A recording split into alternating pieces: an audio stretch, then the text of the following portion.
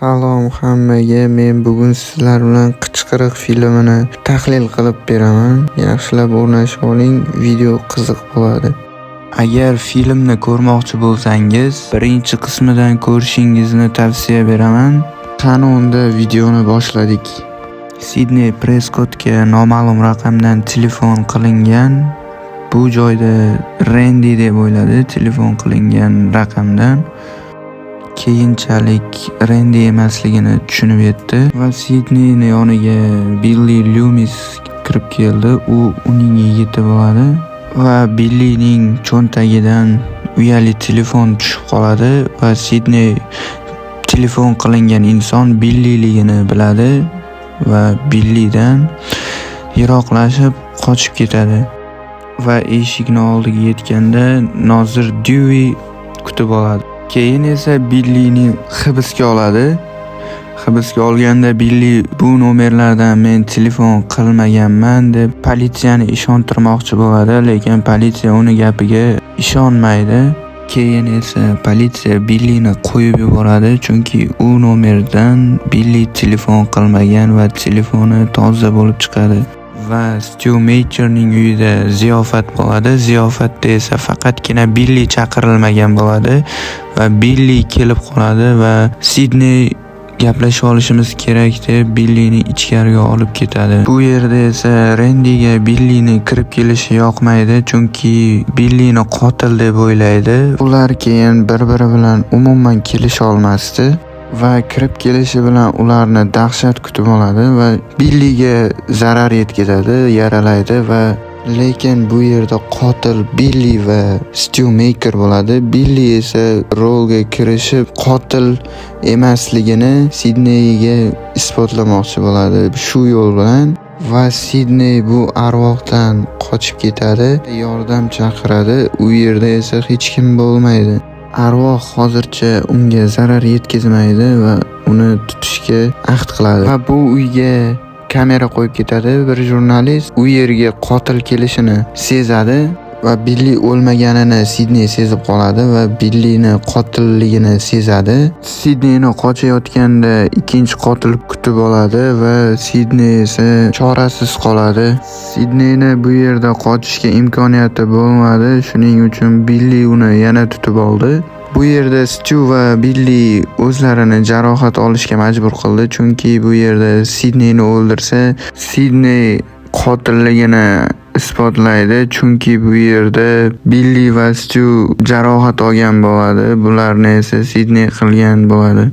Keyin u yerga jurnalist Gail Weathers kelib qoladi. Stuning to'pponchasini oshxonasidan olib qo'ygan. Uni esa Billy va Stu sezmagan bo'ladi.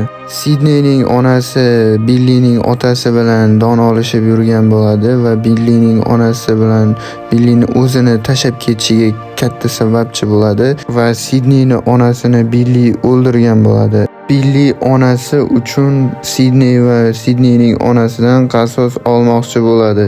Va Qichqiriq 2da ham Billyning onasi Billy uchun qasos olmoqchi bo'ladi. Keyin esa Billy to'pponchani Studan olib kelishini so'raydi va Stu u yerda to'pponcha yo'qligini aytadi. To'pponcha esa jurnalist Gail Weathersda bo'ladi. Billy Stuga aytadi, buni hozir gumdon qilgandim deb.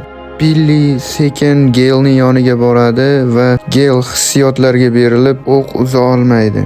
Billy uni yana gumdon qilmoqchi bo'ladi, lekin bu yerda Stu Maker Sidneyga gap otib turgan bo'ladi va Sidney yo'q bo'lganini Stu Billyga aytgan. Billy keyin Gailni yana gumdon qila olmaydi va Sidneyni qidirishga otlanadi. Va Sidney Stuni uyali telefoniga telefon qiladi. Xuddi Billyning o'zini uslubi singari. Bitch! You bitch! Where the fuck are you? Not so fast. We're gonna play a little game. It's called Guess Who Just Called the Police and Reported You. Sorry, motherfucking ass!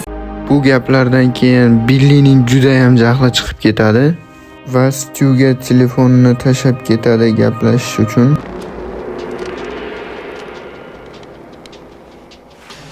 Hello? Oh, Stu.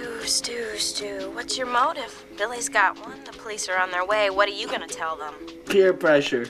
I'm far too sensitive. I'm gonna rip you up, you bitch! Just like your fucking mother! You gotta find me first, you pansy-ass mama's boy! Fuck! Fucking hit me with the phone, dick! Va Billi Sidneyni topa olmaydi, lekin Sidney Billini o'zini kutib turgan bo'ladi va zarba beradi.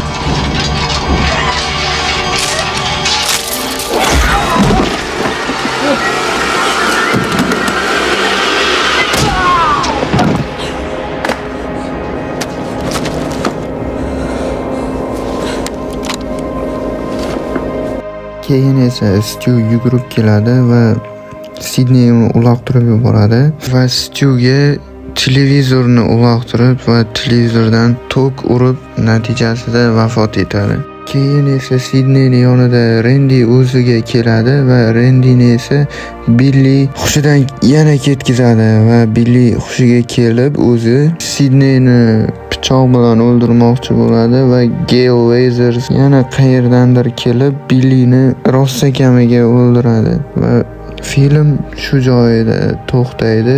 Aziz obunachilar, video uchun like va podpiska tashlab qolishingizni kutaman. Keyingi safar Qasoskorlar 5 qiyomat kuni tahlil qilaman tizerlariga. Keyingi videolargacha ko'rishguncha